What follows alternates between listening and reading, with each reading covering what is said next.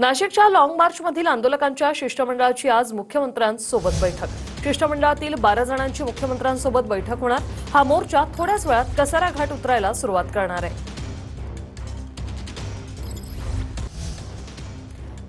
तर भारत युरोपियन युनियनमध्ये आज ऐतिहासिक मुक्त व्यापार करणार आहे। करारामुळे भारत युरोपियन युनियनमध्ये आर्थिक सहकार्य वाढवणार। 2007 मध्ये सुरू झालेल्या चर्चेला 18 वर्षांनंतर आज खरं तर महत्त्वाचा दिवस आहे। या करारावर अंतिम स्वाक्षरी आज होणार आहे।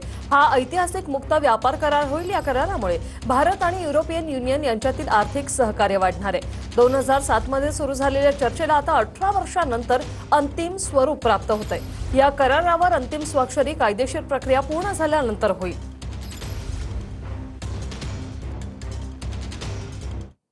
नगर परिषद निवडणुकाप्रमाणेच झेडपी निवडणुकीतही शिंदेंनी मंत्र्यांना फोन करण्याचा फॉर्म्युला सुरूच ठेवलाय। जिल्हा परिषद निवडणुकीच्या पार्श्वभूमीवर महाबळेश्वरच्या तळदेव गावात उपमुख्यमंत्री शिंदेंची प्रचार सभा पार पडली आणि यावेळी त्यांनी मंत्री उदय सामंत यांना फोन केलाय। पाहूया।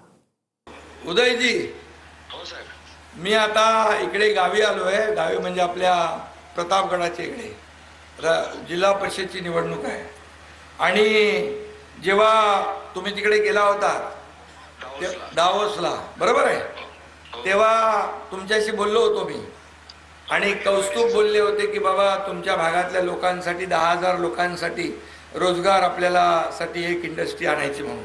हो हो हो तर काय त्याचं झालंय साहेब, आपल्या आदेशाप्रमाणे 300-350 एकर जमिनीवर आपल्या या परिसरामध्ये उद्योग आणायचं फायनल झालेलं आहे आणि त्याच्यातनं 7 ते 8 हजार ते 10,000 पर्यंत युवक युवतींना रोजगार मिळू शकतो।